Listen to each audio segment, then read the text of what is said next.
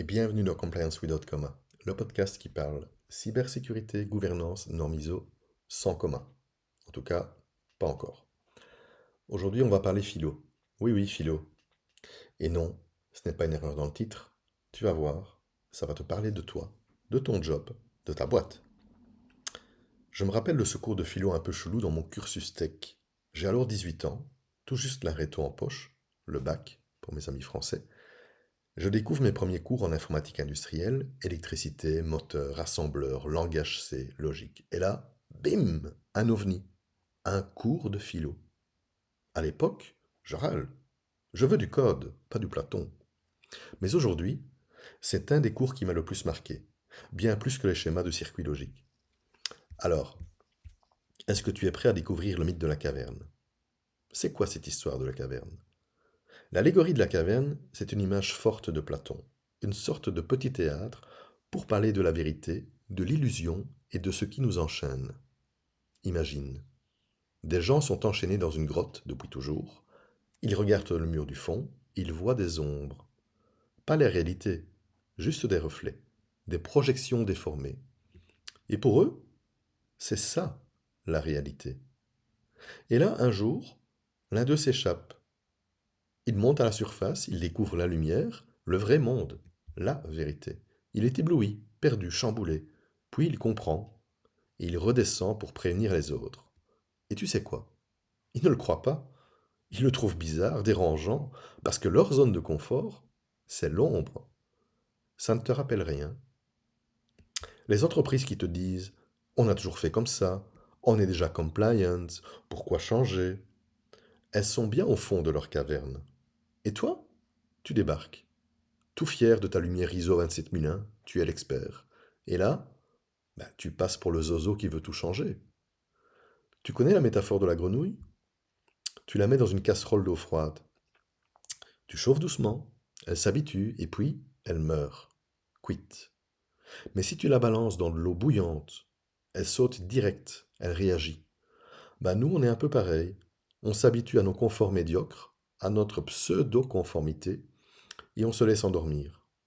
Moi, je ne descends plus dans toutes les grottes.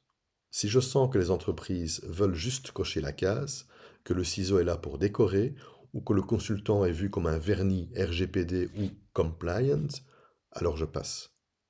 Mais si je repère un petit doute, une envie de mieux faire, même pas formulée, alors je tends la main.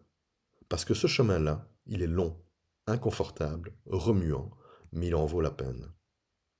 J'ai une anecdote d'un client qui a écrit des politiques sans jamais les vérifier.